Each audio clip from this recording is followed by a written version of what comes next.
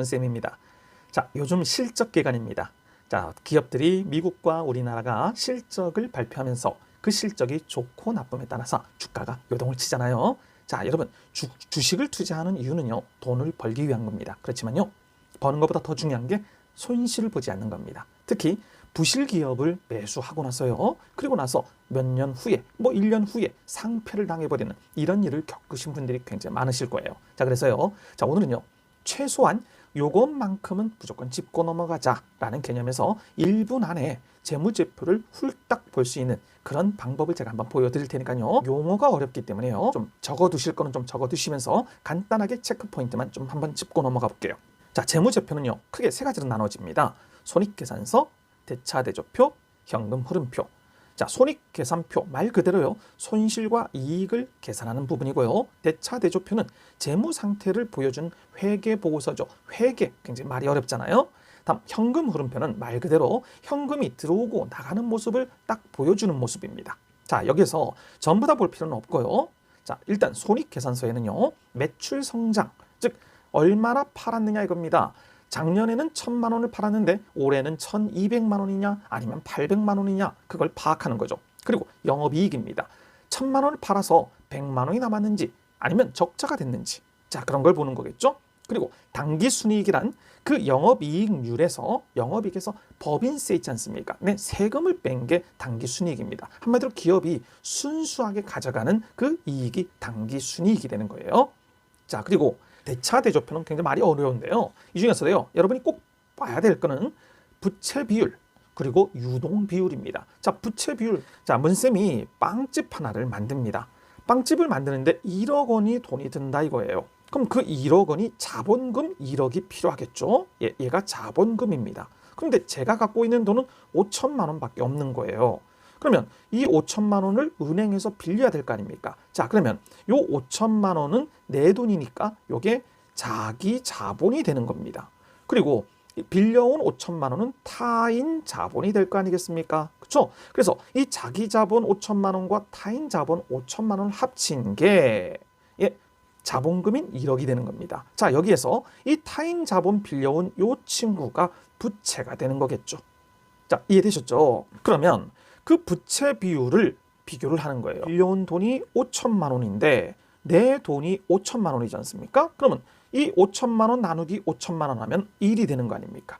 그렇죠? 그럼 1 곱하기 100을 하면은 100%. 내 자본과 자기 자본이 똑같은 게 100이 되는 겁니다. 이게 보통 가장 기준점인 자기 자본 부채 비율이 100인 게 가장 기본적인 거라고 볼 수 있겠죠. 그보다 낮으면 굉장히 내 자본을 많이 갖고 있으니까 안전하다는 거고요. 그리고 그 이상이 되면은 빌려온 돈이 더 많아진다 이 얘기겠죠. 자, 그리고요, 자기 자본 이익률이라는 부분입니다. 자, 이거는 제가 좀 이따가 그 표를 한번 가지고 말씀을 드릴게요. 자, ROE라는 이름인데요. 세 번째가요, 현금 흐름표인데요. 이 흐름표에는 세 가지가 있습니다. 영업활동, 투자활동, 재무활동입니다. 자, 영업활동은 말 그대로 1,000만 원을 매출을 일으켜 갖고요, 들어오는 돈입니다. 그럼 100만 원, 200만 원, 이게 많을수록 좋아지는 거겠죠. 즉 플러스가 당연히 좋은 거겠죠. 그리고 투자 활동이란 그 빵집을 만들 때 뭔가 제가 새로운 도너츠를 만들기 위해서 기계 하나를 더 삽니다. 그리고 공장을 조금 더 늘리겠죠. 자, 이러기 위해서 투자하는 돈이 투자 활동입니다. 자, 그래서 얘는 플러스가 좋다, 마이너스가 좋다라고 말씀드리긴 좀 어려워요. 자, 우리나라 같은 반도체 같은 장치 산업일 경우에는 계속 투자를 많이 해야 되겠죠. 그럴 경우에는 당연히 마이너스가 이루어지는 게 맞는 거겠죠. 그렇지만 은행 같은 경우에는 투자할 게 별로 없잖아요. 그러면 그런 데서는 플러스가 좋은 거라고 보겠죠. 자, 그리고 세 번째가 재무활동입니다. 이 재무활동은요, 아까 그 빌려온 타인 자본, 즉 부채가 있지 않습니까? 이 부채가 그냥 빌려오는 게 아니잖아요. 계속 이자도 갚아야 될 겁니다. 자, 그래서 그 이자를 갚고 원금을 갚고 하는 부분에 쓰이는 돈이 이 재무활동인데요. 당연히 갚으면 제 돈이 나가는 거잖아요. 그래서 마이너스가 긍정이라고 봐야 되겠죠. 플러스라는 건 계속 빌려온다는, 즉 차입되어지는 금액이 높아지는 거니까 별로 긍정적인 게 아니겠죠. 자, 그러면요, 제가 실예 두 회사를 보여드릴게요. 자, 첫 번째는요, 넥스틴이라는 검사 장비 회사인데요.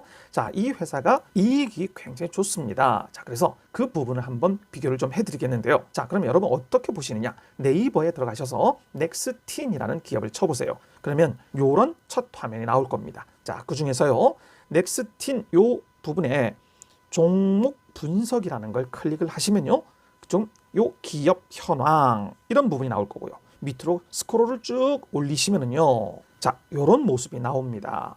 Financial Summary라는 부분이 나오죠. 그러면서 주재무제표 이렇게 나와 있는데요. 여기에 아까 말씀드렸던 세 가지가요, 거의 통합으로 다 들어가 있습니다. 네이버는 참 편리하게 잘 만들어 놓은 것 같아요. 자, 그러시면 요거를 하나씩 한번 좀 봐볼게요. 매출액이요, 자, 왼쪽에서 오른쪽으로 갈수록 최근입니다. 그리고 22년도부터는 2라고 써 있잖아요. 요거는 예측이다, estimated의 약자인데요. 예측한 그런 금액입니다. 즉 발표를 아직 안 했으니까요.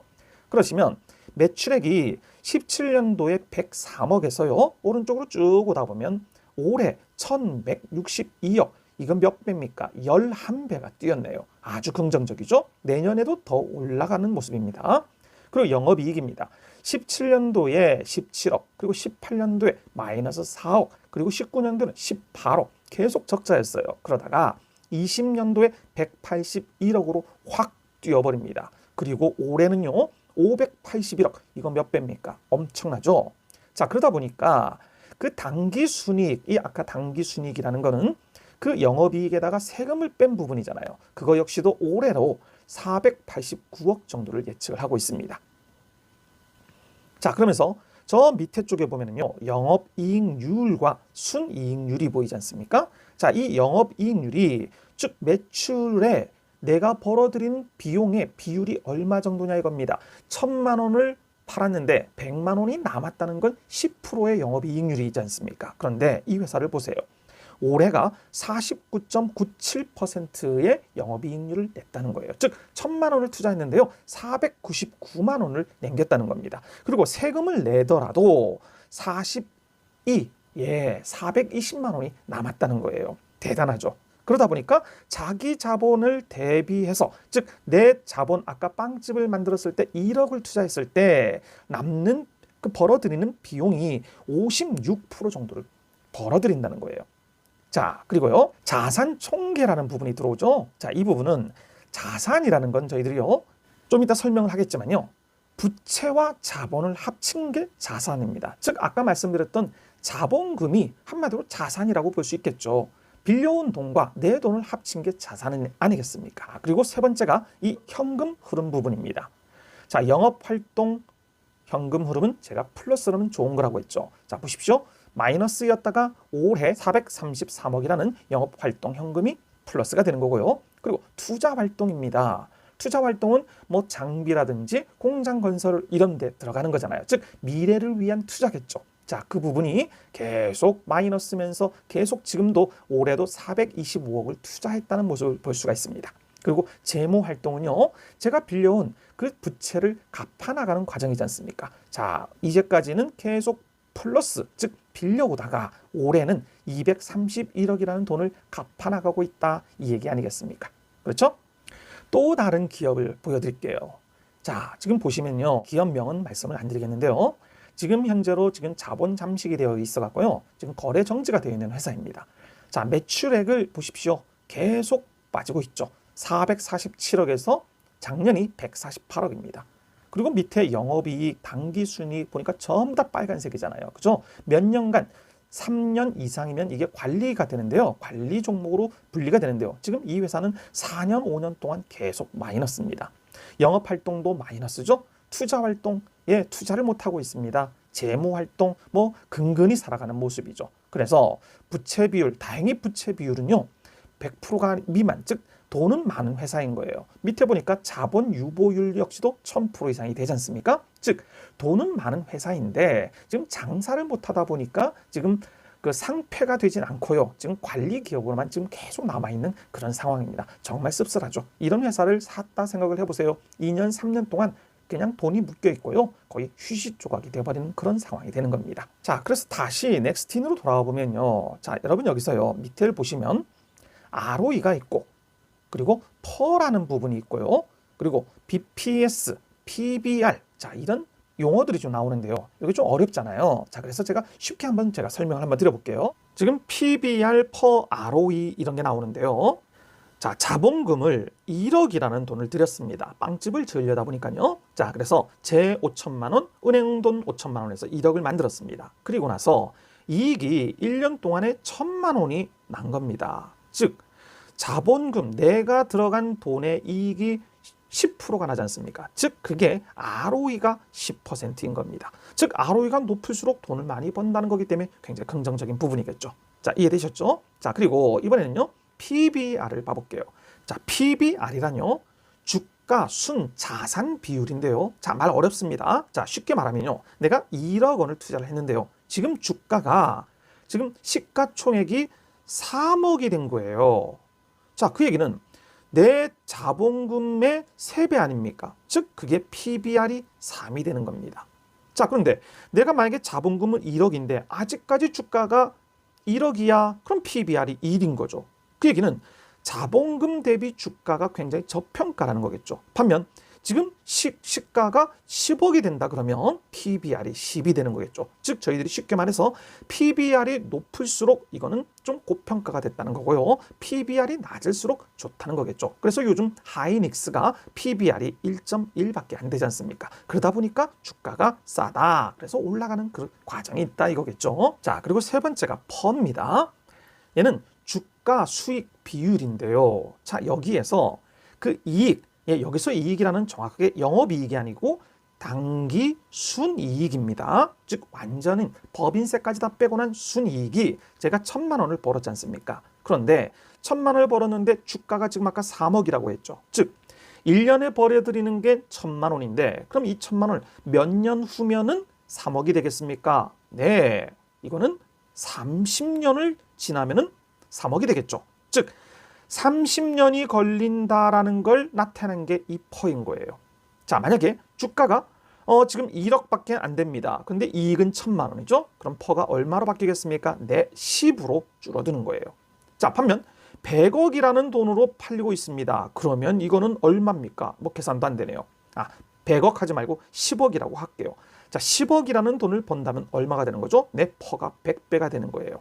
자, 그래서 일반적으로 지금은 돈을 많이 못 벌지만 미래에 뭐 많이 벌 것 같아 라는 성장주들 있지 않습니까? 그런 성장들은 당연히 이 퍼가 높을 수밖에 없습니다. 왜? 사람들이요.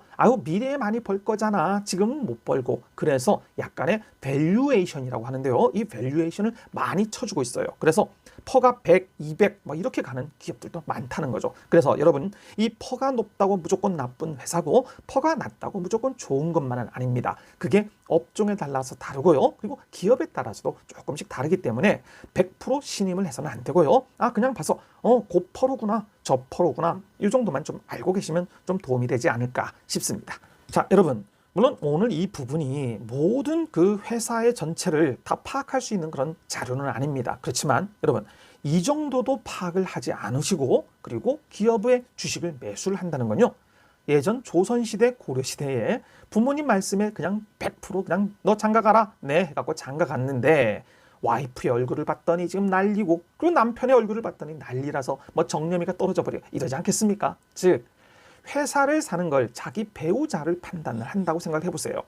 얼굴도 안 보고 시집을 가는 거하고 똑같은 개념입니다. 그래서요 기업을 매수를 하실 때 최소한 요 정도만은 파악을 하시고 요거 오래 안 걸립니다. 연습을 많이 하시면요 1분 안에 모든 걸 다 파악할 수 있거든요. 최소한 요 정도만큼은 파악을 하고 들어가시라라는 차원에서 자 오늘 재무제표를 간단히 보는 방법에 대해서 같이 공부를 좀 해봤습니다. 자, 여러분 오늘 하루도 즐거운 하루 되십시오. 감사합니다.